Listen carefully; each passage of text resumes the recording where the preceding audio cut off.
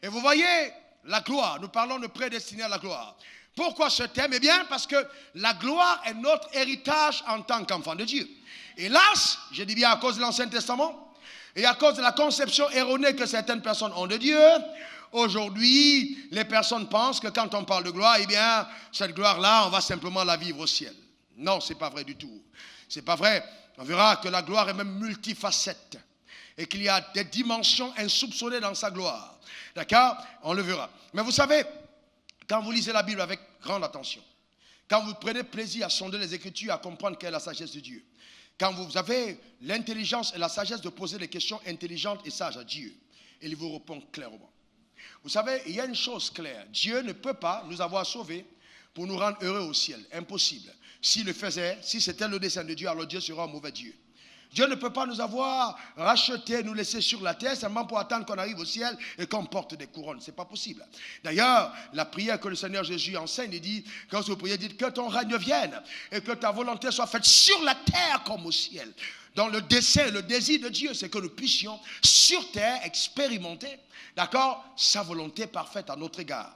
Il t'a conçu, il t'a prédestiné pour servir à la louange de sa gloire. C'est-à-dire qu'il a arrêté cela à ton égard pour que cela arrive. Réentrons dans la Bible et regardons quelque chose. Vous savez, Romains 3, versets 23 à 24 disent tous, Romains 3, verset 23, tous ont péché et ont été privés de quoi? De la gloire. Tous ont péché et ont été privés de quoi? De la gloire. Donc en fait, c'est le péché qui a orchestré la privation de la gloire de Dieu. S'il n'y avait pas eu le péché, l'homme vivrait dans la gloire. C'est le péché qui a fermé l'accès à la gloire. C'est très important. Très très important. Et la Bible va plus loin. Ils sont donc gratuitement justifiés par la grâce. C'est-à-dire une faveur imméritée. Une capacité de vivre selon la vérité et de faire ce à quoi Dieu t'a appelé.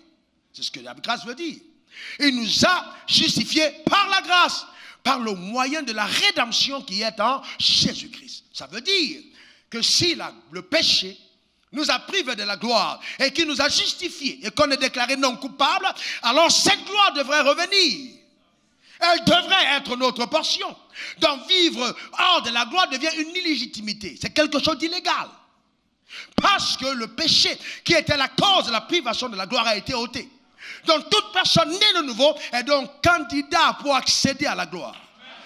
Non, et non seulement accéder, mais vivre la démonstration de la gloire. Je décrète et je déclare sur ta vie. Tel sera ton partage au nom suprême de Jésus. Donne-moi le meilleur des amens. Pendant cette réunion de Cabot, une seule déclaration peut te priver de 10 années d'effort. Ton amen m'embête. Une seule déclaration est capable de t'ouvrir les portes les plus extraordinaires dans ta destinée. Donne-moi le meilleur des amens. Est-ce que quelqu'un comprend de quoi je parle? Attends-toi à voir des choses extraordinaires. La parole qui sera relâchée sur ta vie va propulser ta vie dans les hauteurs. Tu te réveilleras le matin, tu te regardes dans le miroir, mais tu ne te reconnais pas parce que Dieu t'a chicoté de grâce et de gloire au nom suprême de Jésus. Donne-moi le meilleur des amens. Ce ne sera pas une simple rencontre de miracle, mais un banquet avec le seul service. Tu peux préparer déjà ton steak. Oh, quelqu'un n'a pas compris de quoi je parle. Tu prendras ce que tu voudras avoir. Quelqu'un dit yes. Tu ne pourras pas sortir d'ici sans être touché par Dieu. Et non simplement ce qui va se passer, ça va propulser ta vie sur 5 années, 10 années, comme une propulsion dans la fusée. Alléluia. Je suis sérieux quand je te parle. Je te parle comme un prophète de Dieu. Ces hommes qui sont là, vous vous rendrez compte de quelque chose d'incroyable qui va se produire. J'ai dit 10 années en avance. La parole te portera parce qu'elle va te propulser dans les hauteurs. Quelqu'un donne le meilleur des amens. Est-ce que vous savez qu'il y a des choses qui vont arriver que tes prières n'auront même pas été capables de demander? Ton amen me dérange. Et ton amen m'embête. Alléluia. Ah! Vous savez, Quand on dit prédestiné, on dit préparé pour une destination. Préparé à vivre quelque chose. C'est-à-dire que si cela n'arrive pas, il n'y a pas que toi qui es fâché. Même Dieu même est fâché. Parce que ça fait partie des choses qu'il a préparées. Ton amen me dérange. Ton amen me dérange. Tu seras comme Salomon, tu dis, je veux simplement la sagesse. Dieu dit non, ce n'est pas assez. Parce que j'ai préparé quelque chose, la sagesse ne suffit pas, il faut aussi la richesse. Que cela soit ton partage, au nom suprême de Jésus. Donne-moi le meilleur des yes. Donne-moi le meilleur des yes. Vous savez, il y a des rencontres quand tu viens vraiment avec ton cœur. Tu n'as plus besoin d'avoir un parfum spécial parce que la rencontre te parfume.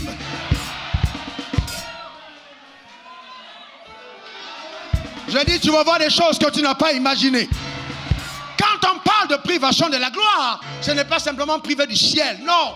Gloire vient du mot kabod, l'hébreu kabod, le grec dosa, qui veut dire la splendeur, le poids, la présence de Dieu, la valeur, la magnificence, la préciosité, l'honorabilité. Vous voyez, et quelque chose qui suscite la louange et l'adoration de Dieu. Ce sont des choses qui vont arriver dans ta vie à cause de cette réunion. Vous n'êtes pas fatigué de voir comment est-ce que nous vivons dans le monde? Vous n'êtes pas fatigué de voir comment est-ce que l'Église est? Comment est-ce que nous pouvons prétendre servir le Dieu que nos pères ont servi dans une alliance moins bonne et mener une vie si fade? Non, non, non, non, non. Et vous vous rendez compte aujourd'hui des personnes, dès que quelqu'un a un salaire de 5 millions, 10 000 euros, oui, on commence à dire c'est un sorcier. Vous n'avez encore rien vu, c'est rien ça du tout. Non, non, non, non. Je dis non, c'est pas possible, non. Est-ce que quelqu'un comprend de quoi? Non, non, non. Oh non, témoignage, non, j'avais mal à la tête. Et puis, depuis 12 heures, on a prié pour moi, j'ai été guéri. C'est pas de ça qu'il s'agit. La Nivaquine peut venir au secours. Ou le paracétamol. Nous parlons des choses extraordinaires. Est-ce que quelqu'un comprend de quoi je parle? Nous parlons des choses extraordinaires dans la vie de quelqu'un. Je déclare sur ta vie, même si le malade de ta famille n'est pas venu à cause de ta foi à cet endroit, qu'il soit guéri là où se trouve. Au nom suprême de Jésus. Quelqu'un dit yes. Amen. Alléluia. Ah! Yes. Amen. Amen. Amen. C'est terminé ce jour-là. Dis à ton voisin, c'est terminé. Non, c'est terminé ce jour-là. On ne vit plus ce jour, c'est terminé. On ne se moquera plus jamais de l'église. À cause de toi. On ne me jamais plus, j'ai dit jamais plus. Est-ce que quelqu'un comprend de quoi je parle? La gloire de Dieu est multifacette. C'est-à-dire, quand elle est présente, on ne peut pas imaginer ce qu'elle est capable de faire. J'ai dit avant la fin de cette réunion et avant la fin de Kabod, ce sera la fin de la fin. Est-ce que quelqu'un est avec moi? C'est très important. Vous voyez, quand on parle des facettes de la gloire, il y a cette dimension où Moïse dit à Dieu, fais-moi voir ta gloire. Mais il est important de comprendre que Moïse, il dit, fais-moi voir ta gloire dans une alliance imparfaite. Là où le sang de Christ n'a pas été versé. Il dit, fais-moi voir ta gloire. Je veux la voir. Et Dieu lui dit, ok, écoute, vous voyez le texte, Exode 33, verset 18 à 19. Il dit, je ferai passer devant toi toute ma bonté. Et je proclamerai devant toi le nom de l'Éternel. Je fais grâce à qui je fais grâce. Et ma miséricorde à qui je fais miséricorde. Donc quand il demande de voir la gloire de Dieu, Dieu lui parle de sa bonté. Je passerai devant toi et tu verras ma bonté. Tu verras ma miséricorde. C'est-à-dire, quand l'une des facettes de sa gloire, elle fait descendre la bonté de Dieu. Et elle manifeste la miséricorde. Et la miséricorde, c'est quoi? C'est que Dieu te donne de ne pas mériter ce que tu méritais. En termes de châtiment. C'est ça la gloire. Mais ça, c'est dans l'Ancien Testament. Il dit, fais-moi voir ta gloire. Et c'est ainsi que le peuple d'Israël a connu les œuvres de Dieu. Mais Moïse connaissait ses voies. À cause de la requête, fais-moi voir ta gloire. Mais ensuite, on voit comment est-ce que Salomon consacre le temple à Dieu. Et la Bible dit dans 2 Chroniques 7, verset 1 à 2, lorsque Salomon eut achevé de prier, le feu descendit du ciel et consuma l'holocauste et les sacrifices, et la gloire de l'Éternel remplit la maison. La gloire de l'Éternel remplit la maison. Les sacrificateurs ne pouvaient entrer dans la maison de l'Éternel, car la gloire de l'Éternel remplissait la maison de l'Éternel. Là, on parle d'une présence qui souvent est manifeste comme une fumée. Vous voyez, une présence qui peut t'amener même à ne pas pouvoir entrer. C'est tellement grand et tangible. Une jeune fille de cette assemblée qui vient à l'église avec sa soeur. 2 ans après être venue à l'église régulièrement, dit à sa soeur, mais comment est-ce possible? On doit dépenser beaucoup d'argent au temple de la foi. Elle dit pourquoi? Elle dit, mais toute la fumée qu'on pompe quand les orchestres sont en train de jouer, il y a une fumée qui sort sur l'autel. 2 ans de suite, ses yeux étaient ouverts pour voir la gloire qui descend sur l'autel. Et sa soeur lui dit, non, il n'y a pas de fumée. On ne pompe rien du tout, mais ses yeux étaient ouverts. Mais qu'est-ce que Dieu a permis que cette soeur voie? La gloire de Dieu. Parce qu'elle peut descendre sous la forme d'une fumée. Mais là, c'est une manifestation de sa présence. Et quand elle est présente, on n'a plus besoin de regarder à sa montre. Parce que quand la présence de Dieu arrive, elle nous introduit dans l'éternité. Et elle nous permet d'avoir accès aux choses préconçues dans l'éternité pour le temps. Vous voyez, quand on a conçu ce que c'est que sa présence, c'est ce que la gloire de Dieu fait. Vous voyez, il y a des moments où vous êtes dans votre chambre, vous levez la main, vous commencez à l'adorer, vous commencez à chanter, vous commencez à danser, et soudainement sa gloire est introduite dans la pièce. En ce moment-là, vous avez mangé le hamburger, vous avez mangé toutes sortes de nourriture de la terre que vous aimez, mais il n'y a rien d'aussi succulent. C'est juste sa présence. Vous êtes là, vous n'avez même pas envie de bouger, mais vous sentez juste qu'il est là. Vous ne trouvez même plus des mots. En ce moment, vous dites, Dieu puise dans mon cœur la mélodie de mon amour. Je l'exprime, les mots sont faibles. Vous êtes là, vous n'avez pas envie de partir. Là, vous découvrez quelque chose qu'aucune chose de la terre ne peut vous donner. C'est la gloire de Dieu dans sa présence. Mais quand vous sortez de là, vous devenez différent. En fait, la force du croyant, c'est la présence dans la gloire. Et les personnes qui arrivent à aller dans cette dimension de marche avec Dieu, vous vous rendez compte qu'ils dégagent une gloire particulière. Ce n'est plus des personnes qui marchent droitement, qui sont là comme ça, non. C'est des personnes qui ont connu des luttes et qui dans cette gloire ont été brisées à la hanche. Même si on dit que Jacob est sorti vainqueur du combat avec Dieu, l'ange n'a pas été déformé. Celui qui a changé de démarche, ce n'était pas l'ange. En fait, c'était pas l'ange, mais c'est Jacob, quand il est sorti de là, il ne pouvait plus marcher comme avant. Dieu te brise sa présence. Tu étais un gars orgueilleux, mais tu ne peux plus marcher dans l'orgueil parce que tu as été frappé à la hanche. Tu étais un gars qui n'aimait pas Dieu, mais quelque chose s'est passé. Pourquoi? À cause de la gloire. Et donc, quand vous êtes dans un hôtel, dans un endroit, dans une église où la gloire de Dieu est présente, vous commencez à vous rendre compte que vous changez. Vous changez. Ce n'est pas simplement, ah oui, j'ai une maison, ah oui, j'ai une voiture. Non, ça va plus loin que ça. Vous changez parce qu'il y a quelque chose d'autre. Vous regardez un homme en face qui paye à votre maison et qui vous avez acheté une voiture. Vous dites, ramassez ces poubelles. J'aime Dieu. Je préfère être à pied que d'être dans une voiture. En fait, vous n'êtes pas à pied. Vous vous déshabillez du matériel pour vous habiller de sa gloire. Vous n'êtes pas à pied. Que cela soit ta portion au nom suprême de Jésus. Alléluia. Vous voyez, et Jésus un jour, il dit, Salomon même dans toute sa gloire n'a pas été vêtu comme l'un d'eux. Dans Matthieu 6, verset 29. Voyez-vous, voyez donc, Salomon même quand il parlait des lits des champs, regardez comment ils sont habillés. Salomon dans toute sa voix n'a pas été vêtu. Une autre dimension de la gloire, quand elle se révèle, elle change ton apparence. Vous savez, souvent, et ça c'est hélas hyper dangereux, nous avons cru que, d'accord, le fait d'être humble avec Dieu, c'est oh oui, dans tous les cas, je n'ai pas besoin d'être bien habillé. Non, non, la gloire t'oblige une certaine tenue. Sérieusement, la gloire, vous savez, il y a des onctions, même quand vous marchez avec Dieu, selon le domaine de votre appel. Vous êtes un homme d'affaires, un homme politicien, un footballeur, etc., un artiste. Quand la grâce de Dieu est sur vous, il y a un type de conduite que l'onction vous impose. Il y a des choses que vous ne faites, même dans la manière de dormir. Vous ne pouvez pas être à l'aise dans un slip percé parce que vous ne vous habillez pas pour les autres. Et non, il y a quelque chose simplement qui vous dérange parce que vous êtes dans la gloire. Est-ce que quelqu'un comprend de quoi je parle? Et c'est la gloire que le monde cherche. Ils veulent voir cette gloire. Et quand nous on vient à l'église, on dit, oh Dieu est ici. Quand on veut t'imposer les mains, tu as peur de tomber. Parce que si tu tombes, tu vas au pressing. Il y a de la poussière partout. Ce n'est pas la gloire. La gloire ne se veut jamais être à l'aise dans la pauvreté, dans la saleté et dans la pauvreté. Jamais. Jamais. Et vous voyez, oh non, la gloire. Non, quand il y a cette dimension de sa présence, mais quand tu sors de là, tu es différent. Quand on te regarde, c'est qui ça? Il y a quelque chose. Ça affecte même ta dignité. Salomon, dans toute sa gloire, n'a pas été vêtu comme l'un d'eux. Vous savez que l'industrie de l'habillement, ce sont les chrétiens qui devaient exceller dans ce domaine. Parce que la première personne qui l'a établi, c'est Dieu.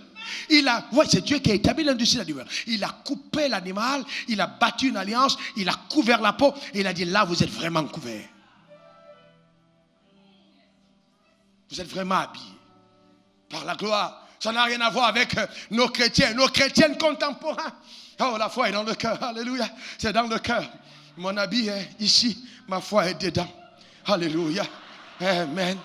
Amen. Une femme arrive à l'église. Vous savez, même quand elle danse, elle est mal à l'aise. Parce que tout est exposé. Non. Vous savez, non. La gloire te couvre. Mais ça expose les richesses cachées. Mais ça te couvre toi. Vous voyez? Donc, vous savez, aujourd'hui, non, si tu prêches comme ça, tu es dépassé. L'évangile ne peut pas changer.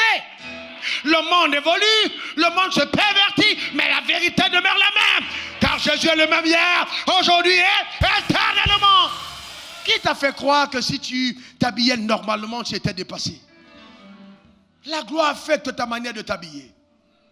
Vous savez, même quand vous voulez réfléchir, si vous voulez penser à la richesse, je vous exhorte, ne méditez pas votre Bible en culotte. Il y a des attitudes quand vous voulez vraiment changer, même dans ta chambre. Si tu te rends compte qu'il y a trop de moustiques, ne pense pas à ton avenir. Change d'endroit, va louer une suite quelque part, dors là sur cet endroit et commence à réfléchir. Pourquoi? Parce que ce n'est pas au hasard que Dieu ayant conçu l'homme, pour la première fois l'a mis au jardin d'Éden. Il n'a pas mis au désert du Sahara. Parce que pour comprendre la gloire, il y a un environnement.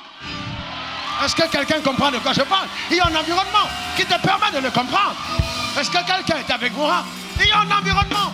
C'est ça la gloire. Ça affecte tout autour. Même tes cheveux changent, ta chaussure change, ton habit change, ta voiture change, ta maison change, tes enfants changent, ton mari change, tout change. C'est la gloire. Est-ce que quelqu'un comprend de quoi je parle? C'est la gloire.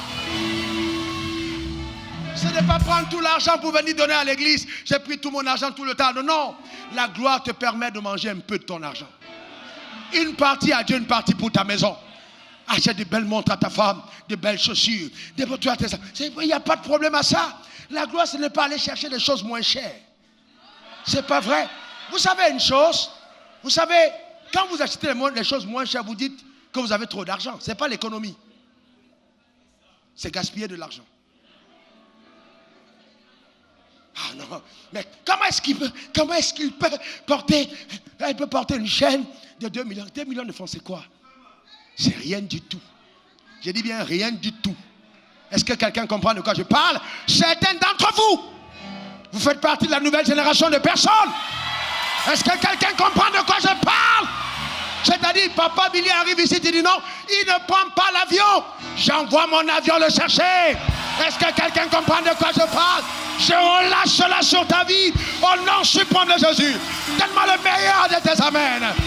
Quelqu'un dit yeah! Ce ne sont pas juste des paroles. Pasteur Chobot, tu te rappelles chez toi en séminaire, la dame qui est venue rendre témoignage d'avoir reçu une maison de 300 000 euros qui a été totalement meublée après une déclaration de foi qui a été faite sur l'autel. Vous savez, les paroles qui sont relâchées sur l'autel sont plus dangereuses que les paroles relâchées par les marabouts. Parce que c'est des missiles à tête chercheuse. Est-ce que quelqu'un comprend de quoi je parle? Et comme il a dit à chacun qu'il soit fait selon ta foi, même si ta foi n'a plus n'agit pas, ma foi va agir dans ta vie. Ton amène m'embête. Ton amène m'embête. Alléluia. Amen. Demandez au pasteur Jacques. Je descendais de ma voiture, je sens le vent de Dieu souffler. Je regarde, je dis, mais pourquoi tu es à pied, toi? Pourquoi tu es à pied? J'ai dit, tu ne crois pas en Dieu pour une voiture? Tu n'honores pas la vision. Elle a commencé à rire. J'ai dit, c'est pas la foi, ma foi viendra à ton secours. Et j'ai dit, je ne parle pas tôt. Une semaine après, jour pour jour, quelqu'un vient me voir avec une voiture neuve en disant, voici, c'est mon don. Je l'ai appelé, j'ai dit, c'est ta voiture. Est-ce que quelqu'un comprend de quoi je parle? Donnez-moi un autre témoignage. J'ai dit à ma femme, écoute-moi bien chérie, le voiture que j'ai pris des premiers à ma fille, quelqu'un m'a dit hier, il dit ne dis pas à ma fille, ne dis pas à la fille que c'est moi, mais je veux prendre en compte sa voiture. Est-ce que quelqu'un comprend de quoi je... Ouais. Est-ce que quelqu'un comprend? La gloire est capable d'attirer ces choses. On verra comment ça se passe. Amen. Amen. Alléluia. Quelqu'un dit une autre dimension. Quelqu'un dit une autre dimension. Quelqu'un dit encore une autre dimension. On n'a plus besoin de manipuler, de truquer, de fabriquer des miracles. Parce que quand la gloire est présente, quelque chose se passe. Aux noces de Cana, la Bible dit, voici le miracle qui révéla sa gloire. C'est-à-dire, il y a aussi la manifestation du prodige. Jésus a changé l'eau en vin et cela révéla sa gloire, manifesta sa gloire. C'est-à-dire, dans une autre facette de la gloire, il y a la guérison. On n'a pas besoin d'imposer forcément les mains à quelqu'un pour qu'il soit guéri. Et il y a un pasteur qui a témoigné ici, 14 ans de maladie. Il a écouté un message, il dormait la nuit, je suis arrivé chez lui pour dire qu'est-ce qu'il y a. C'est pas que j'ai voyagé pour aller chez lui, mais Dieu a utilisé mon corps à mon insu.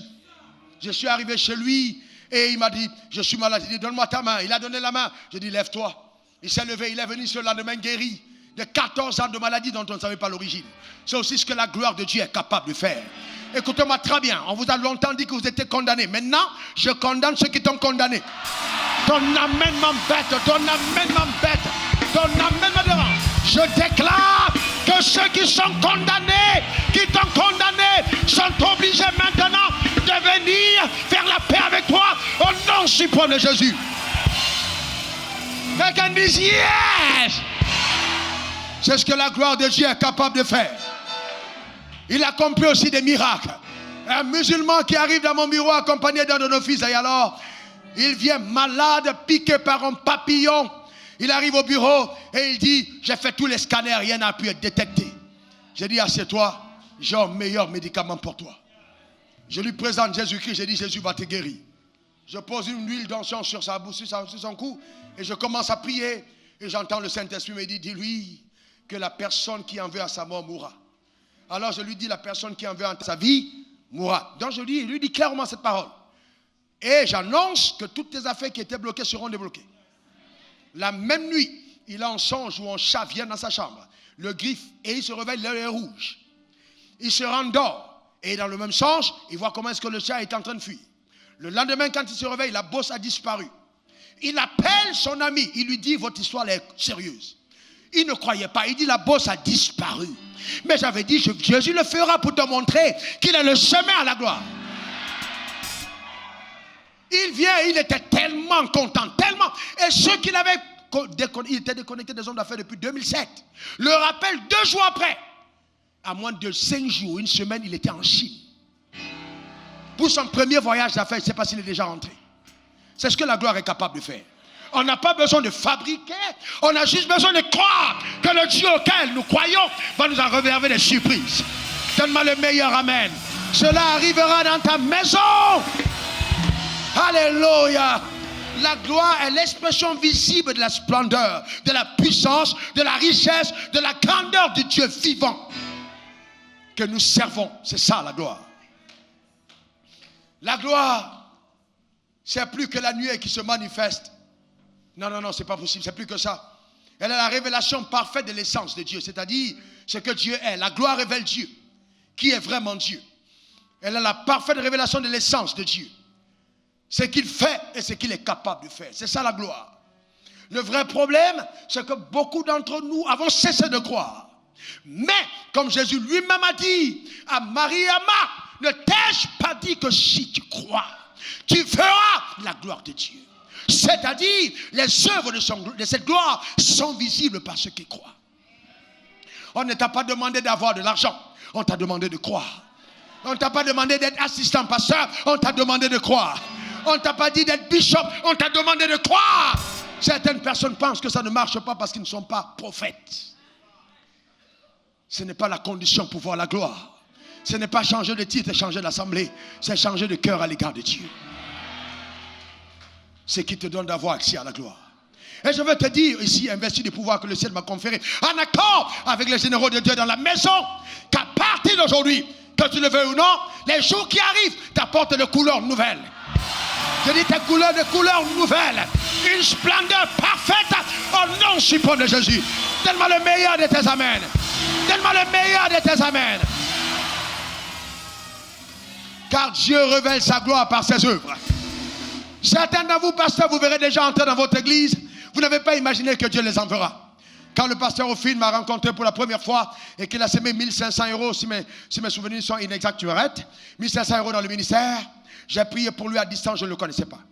Quelques temps après, quelqu'un est entré chez lui, homme blanc en France, lui offrit un chèque de 100 000 euros. Est-ce exact? Est-ce exact? Voilà, très bien. Est-ce que tu avais manipulé la personne? Est-ce que tu avais demandé à la personne? Non, la personne est entrée, elle te l'a donné. Le chèque est passé ou pas? C'est passé. Il y a encore de plus grandes choses à venir. Est-ce que quelqu'un comprend de quoi je parle? Quelqu'un dit yes! Quelqu'un dit yes! Alléluia! Cette gloire descend dans ta maison. Écoute-moi très bien. Tu portes le même costume que quelqu'un. Vous êtes assis à côté. Mais lui, il envie ton costume. Mais vous avez le même. Vous avez la même chaussure. Mais elle dit, tu as acheté ta chaussure. C'est la même marque. Mais quand il regarde ta chaussure, c'est elle, quelque chose d'autre. Vous dormez dans le même type de maison. Le même type de maison. Mais la personne t'envie. Tu passes dans la rue. La personne s'arrête et te regarde. Parce qu'on n'a jamais vu un spécimen pareil. Tu dégages quelque chose de rare. Amen. Que quelqu'un dise, yeah, je reçois. Que quelqu'un dise, yeah, je reçois. Que quelqu'un dise, yeah, je reçois. Le Saint-Esprit, l'esprit de sagesse, te communiquera la sagesse élevée pour l'accès à une dimension insoupçonnée de richesse. Sur cette terre. J'ai dit sur cette terre. Tu ne rêveras plus en disant le chien me poursuit, non. Tu rêves. Tu vois les billets sont en train de te chasser. Les euros, les dollars te poursuivent. Les maisons, les voitures te poursuivent. Ce sont les rêves que tu vas faire. Quand on est dans la gloire, il y a des rêves qu'on n'a plus. Tu commences à crier, ah non, ce n'est pas tes rêves. Tu te réveilles en parlant, la rokoto, sharakahe, rakata, bendekebaho, rakata baba. Que Dieu te baptise d'une joie nouvelle. Donne-moi le meilleur des amens. Donne-moi le meilleur des amens. Donne-moi le meilleur des amens. Alléluia. Et pour terminer, mesdames et messieurs, là c'était juste un discours prophétique pour introduire ces moments. Je voudrais dire à chacun d'entre vous, Jésus, quand il clôturait sa prière, il dit, à toi appartiennent la puissance, le règne et la gloire. Matthieu 6, verset 13, au siècle des siècles. C'est-à-dire, le Dieu que nous servons avant la fondation du monde, après la création du monde, après la chute de l'homme et après la rédemption, n'a jamais perdu sa gloire. Non, non, il n'a jamais perdu sa gloire. Les hommes sont allés chez les féticheurs, les hommes sont allés dans les sectes, les hommes sont allés adorer à l'heure, mais Jésus a dit, à toi seul, il n'y a aucune personne qui détient cette gloire si ce n'est lui. Et nous-mêmes qui sommes ses serviteurs, nous servons sous l'abri de sa gloire. C'est à lui qu'appartient la gloire. C'est à lui qu'appartient le règne. C'est à lui qu'appartient la puissance au siècle des siècles. Tu n'auras plus besoin d'aller ailleurs. Car Dieu est plus suffisant que la suffisance. Il est plus puissant que la puissance. Il est plus fort que la force. Il est simplement redoutable et incroyable. Que la révélation de sa grandeur dans ton cœur éclate et que sa puissance soit vue. Ah! Ah, ah, ah. Yeah!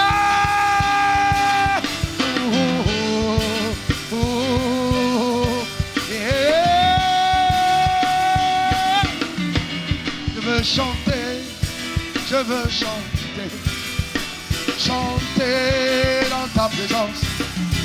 Je veux chanter, je chanter. Alléluia. Élève tes mains et rends grâce à Dieu. Ah! Je crois. Même si je n'ai pas encore vu, les prophètes ont parlé. L'Esprit de Dieu est présent. Quelque chose est sur le point de t'arriver. Ah, je crois. Hey, oh, je crois. Oh, allez, maman, chata. Dis-le. Oui, je crois. Chata la maman. Rakata babao. Je crois. Et chante-le. Je crois. Déclare-le de tout ton cœur. Oh oui, je crois. Mon Rédempteur est vivant. Hey, je crois. Quelque chose est sur le point d'arriver. Ah, je crois. Oh, il a envoyé ce messager pour ma vie. Non, non, je crois. Ah, c'est pour ça que je veux danser. Mes mains levées, mes mains levées dans sa présence. Je veux l'adorer. Je le crois. Hey, Je le crois. Alléluia.